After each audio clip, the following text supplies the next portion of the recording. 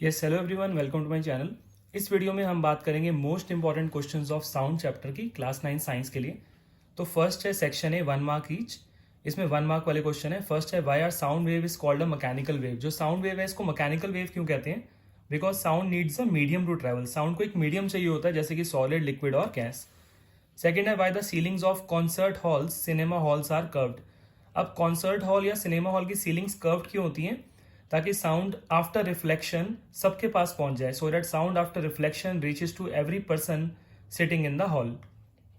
Third question है what is the audible range of frequency for a normal human ear. एक normal human ear के लिए Audible range यानी जिस range की फ्रीक्वेंसी को हम सुन सकते हैं उसकी फ्रीक्वेंसी कितनी होगी? तो आंसर है 20 हर्ट्ज से लेकर 20,000 हर्ट्ज। उसके बाद एक क्वेश्चन वेव फॉर्म के ऊपर आ सकता है, जैसे draw graphically A sound wave showing density of pressure variation, जिसमें हम एक प्रेशर और डेंसिटी का वेरिएशन दिखाएंगे। ऊपर वाला इसमें क्रस्ट हो जाएगा, नीचे वाला ट्रफ हो जाएगा। यानी हमें एक साउंड वेव ड्रॉ करनी है इस तरह की, इस तरह हमें एक साउंड वेव ड्रॉ करनी है। ऐसे ऊपर ये जाएगा और नीचे जाएगा, इस तरह का एक कर्व आ जाएगा। ठीक है, यहाँ पे दिखा देंगे कि ऊपर हाई डेंसिटी है और यहाँ लो डेंसिटी है। फिर क्वेश्चन है the frequency of a source of sound eight 100 hertz. जो फ्रीक्वेंसी है वो कितनी है? 100 हर्ट्ज है। How many time does it vibrate in a minute. तो फ्रीक्वेंसी का मतलब क्या होता है? फ्रीक्वेंसी का मतलब होता है number of vibration in 1 second. यानी 1 सेकेंड में वाइब्रेशन कितनी हुई? 100। तो 1 सेकेंड में वाइब्रेशन हो गई 100। तो 1 मिनट में आपसे पूछा हुआ है, तो इन 60 सेकेंड 1 मिनट को हमने सेकेंड्स में चेंज कर लिया। So in 60 second vibration will be equal to 60 into 100। Answer is 6000। Next आते हैं फिर यहाँ पे what are the two conditions to hear an echo. अब इसका आंसर भी एनसीईआरटी में लिखा हुआ है। एको यानी जो रिफ्लेक्टेड साउंड होती है, एक तो साउंड जो हम ट्रांसमिट करते हैं और एक साउंड जो वापस आती है। तो एको को सुनने के लिए जो मिनिमम टाइम इंटरवल है it should be at least 0.1 second. यानी जो टाइम गैप होता है बिटवीन एक साउंड तो यहाँ पर जा रही है, एक साउंड ऐसे जाएगी और एक साउंड वापस आएगी। तो ये जो साउंड वापस आ रही है, ये जो साउंड जा रही है और वापस आ रही है, इन दोनों के बीच में जो मिनिमम टाइम इंटरवल है वो होना चाहिए 0.1 सेकेंड। और जो मिनिमम डिस्टेंस है यहाँ से लेकर यहाँ तक, ये होना चाहिए एटलीस्ट 17.2 मीटर। ये दो कंडीशंस होती हैं। फिर आते हैं सेक्शन सेक्शन बी में।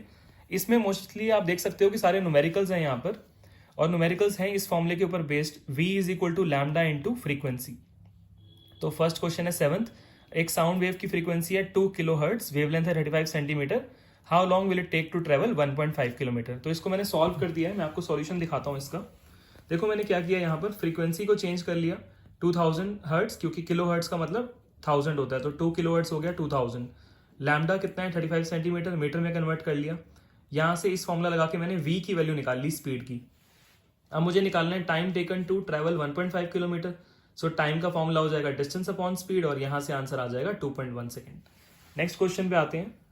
अ sound wave travels at a speed of 339 metre per second, यानी स्पीड दी हुई है, वेवलेंथ दी हुई है 1.5 सेंटीमीटर। इसको मीटर में कन्वर्ट कर लेंगे। What is the frequency of the wave? Again यही लगेगा फॉर्मूला, v और लैम्डा आपको दिया हुआ है, फ्रीक्वेंसी निकाल लेंगे। विल इट बी ऑडिबल, क्या हम इसे सुन पाएंगे? तो अगर ये हमारी ऑडिबल रेंज, अभी मैंने दिखाया था ना आपको, ये हमारी ऑडिबल रेंज होती है। अगर हमारा आंसर इन दोनों के बीच में आएगा तो हम इसको सुन पाएंगे, otherwise it will not be audible. तो इस क्वेश्चन का भी मैंने सॉल्यूशन किया हुआ है। जैसे v है 339, लैम्डा है मीटर्स में, v का लगाया फॉर्मूला लैम्डा इंटू फ्रीक्वेंसी, और फोर्स की वैल्यू, फ्रीक्वेंसी की value v is equal to lambda into frequency लगा के फ्रीक्वेंसी की हमारे पास जो वैल्यू है वो आ गई 22,600 हर्ट्ज। तो फ्रीक्वेंसी आ गया 22,600 हर्ट्ज, और क्योंकि ये हमारी ऑडिबल रेंज के बाहर है तो it will not be audible, हम इसको सुन नहीं पाएंगे because it is more than 20,000 hertz. हमारी ऑडिबल रेंज जो है 20 हर्ट्ज से 20,000 हर्ट्ज होती है, और उससे ये वैल्यू बाहर लाई कर रही है, इसीलिए it will not be audible. Next question पे आते हैं, question number 9th। A person has a hearing range from 20 hertz to 20 kilohertz. What are the typical wavelength of sound wave in air corresponding to these two frequency? ये कह रहा है एक value ये है और एक वैल्यू ये है, तो इन दोनों के लिए हमें कॉरस्पॉन्डिंग फ्रीक्वेंसी, कॉरस्पॉन्डिंग हमें क्या निकालना है? वेवलेंथ निकालना है। What are the typical wavelength? इसका ये मतलब है आपको यहाँ पर फ्रीक्वेंसी 1 दी हुई है 20 और फ्रीक्वेंसी सेकंड दी हुई है 20,000 हर्ट्ज, और v तो सेम रहेगा 344, v की वैल्यू सेम रहेगी। तो एक बार हमें इस फ्रीक्वेंसी के लिए लैम्डा 1 निकालना है और एक बार मुझे इस फ्रीक्वेंसी के लिए लैम्डा 2 निकालना है। अब देखते हैं इसको मैंने कैसे सॉल्व किया हुआ है। फर्स्ट यहाँ वैल्यू मैंने पुट कर दी, v is equal to lambda 1 into f1। तो v कितना है? 344, ये तो सेम रहेगा। लैम्डा 1 चेंज निकालना है हमें, और f की वैल्यू 20 हर्ट्ज है, 17.2 आ गया। और फिर फ्रीक्वेंसी चेंज हो गई 20,000 हर्ट्ज और v सेम रहेगा, फॉर्मूला अप्लाई करा तो आंसर आ गया lambda 2 is equal to 0.0172 metre. तो बहुत ईजी न्यूमेरिकल है, एक ही फॉर्मूला बार बार रिपीट हो रहा है और वो फॉर्मूला कौन सा है हमारे पास, वो है v is equal to lambda into frequency, यानी speed is equal to wavelength into frequency. फिर आते हैं 10th क्वेश्चन थ्योरी का है, what do you mean by reverberation, how it can be reduce, NCERT में दिया हुआ है, काफी इंपॉर्टेंट क्वेश्चन है। 11th है आपके पास, derive a relation between velocity, wavelength and frequency, यानी ये जो फॉर्मूला था इसको डेराइव कैसे करें। तो स्पीड ऑफ साउंड क्या होता है, स्पीड होता है distance travel upon time taken. Speed को हमने v ले लिया, डिस्टेंस को हमने लैम्डा ले लिया और टाइम टेकन को हमने t ले लिया, तो रिलेशन आ गया v is equal to lambda by T.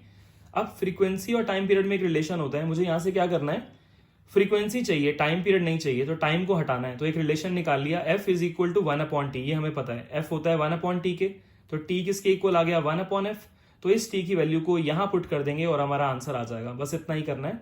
सो यहाँ पे हम इस t की वैल्यू को यहां पुट कर देंगे तो 1 becomes v is equal to lambda upon 1/f और यहां से रिलेशन आ गया v is equal to lambda into frequency, यानी speed is equal to wavelength into frequency. आप स्क्रीनशॉट भी ले सकते हो, वीडियो को पॉज करके आप इसको नोट भी कर सकते हो। आगे चलते हैं यहाँ पर। अब इसके बाद तो ये क्वेश्चन जो आपको मैंने दिखाए थे, ये सारे क्वेश्चन जो थे यहाँ पे कितने थे, ये 2 मार्क्स वाले थे, ठीक है। इसमें 3 न्यूमेरिकल थे, एक थ्योरी और एक डेरिवेशन। अब आते हैं 3 मार्क्स वाले क्वेश्चन पे। अब 3 मार्क्स वाले क्वेश्चन को मैंने नाम दिया है सेक्शन सी, 3 मार्क्स ईच। और यहाँ पर जो सबसे इंपॉर्टेंट क्वेश्चन है वो है डिफाइन एम्पलीट्यूड। एम्पलीट्यूड क्या होता है, फ्रीक्वेंसी क्या होती है, टाइम पीरियड क्या होता है, और इनकी हमें लिखनी है एसआई यूनिट। तो इसका आंसर मैंने यहाँ पे लिखा हुआ है, आप देख सकते हैं।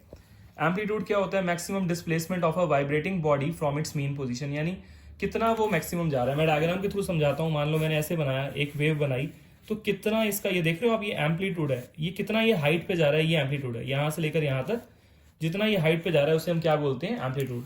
ये भी एम्पलीट्यूड है पॉजिटिव में, और यहाँ से यहाँ तक ये भी इसका एम्पलीट्यूड होगा, ये नेगेटिव में होगा। तो जितना ये हाइट पे जा रहा है मैक्सिमम अपनी मीन पोजीशन, ये मीन पोजीशन होती है, यहां से स्टार्ट हो रहा है, ठीक है। मैं दोबारा दिखाता हूँ, ये मीन पोजीशन है, ठीक है। अब यहां से जितना हाइट पे जा रहा है, ये हाइट और ये हाइट, ये क्या होता है इसका, ये एम्पलीट्यूड होता है। यानी ये पॉइंट भी एम्पलीट्यूड होगा और ये पॉइंट भी क्या होगा, एम्पलीट्यूड होगा। तो यही डेफिनेशन है इसकी, maximum displacement of a vibrating body from its mean position is called amplitude. फिर है फ्रीक्वेंसी। तो एम्पलीट्यूड क्लियर हो गया ना, ध्यान रखना है ये मीन पोजीशन है और इस मीन पोजीशन से कितना ये हाइट पे जा रहा है, ये और ये पॉइंट और ये पॉइंट इसका एम्पलीट्यूड है। Frequency, the number of vibrations produced in 1 second, एक वाइब्रेटिंग बॉडी जो प्रोड्यूस कर रही है, the number of vibrations produced by a vibrating body in 1 second, यानी कितनी वाइब्रेशन प्रोड्यूस हो रही है 1 सेकेंड में, वो होती है फ्रीक्वेंसी। ऐसा यूनिट है hertz. Now what is time period, the time taken by a vibrating body for 1 complete oscillation, यानी एक कंप्लीट ऑसिलेशन के लिए जितना भी टाइम लगेगा बाय अ वाइब्रेटिंग बॉडी उसे बोलेंगे टाइम पीरियड। ऐसा यूनिट है सेकंड। फिर आते हैं नेक्स्ट क्वेश्चन पे। अब ये सबसे इंपॉर्टेंट है 3 मार्क्स का। या तो आपके पास 3 मार्क्स का क्वेश्चन आ सकता है सोनार के ऊपर, या आपके पास 3 मार्क्स का क्वेश्चन आ सकता है वर्किंग ऑफ ह्यूमन ईयर। तो ध्यान रखना, working of sonar, working of human ear, very important for exam. And last question है, on what factor does loudness and pitch depend, यानी लाउडनेस एंड पिच किस factor पे depend करेगा, explain with the help of wave form. अब देखो इसका answer भी बहुत इजीली मैंने डायग्राम के थ्रू समझाया हुआ है। लाउडनेस डिपेंड करता है एम्पलीट्यूड पे, यानी जिसका ज्यादा एम्पलीट्यूड होगा वो साउंड लाउड होगी, जिसका कम होगा एम्पलीट्यूड वो साउंड फीबल साउंड होगी, यानी इसका एम्पलीट्यूड कम होगा तो ये फीबल साउंड होगी। और पिच डिपेंड करेगा फ्रीक्वेंसी पे। फ्रीक्वेंसी क्या होता था, number of vibrations in 1 second. तो जितना ज्यादा वाइब्रेशन होंगी उतना हाई पिच है, और जितनी कम वाइब्रेशन होंगी वो लो पिच है। आप देख सकते हो यहाँ पर वाइब्रेशन ज्यादा है तो हाई पिच, वाइब्रेशन लो है तो वाइब्रेशन यहाँ पे कम है तो लो पिच। तो इस तरह मैंने पूरा चैप्टर का आपको ऊपर से बता दिया है, most important question with answers. तो प्लीज चैनल को सब्सक्राइब कर देना, वीडियो को लाइक कर देना, एंड वीडियो को शेयर भी कर देना। Thank you so much.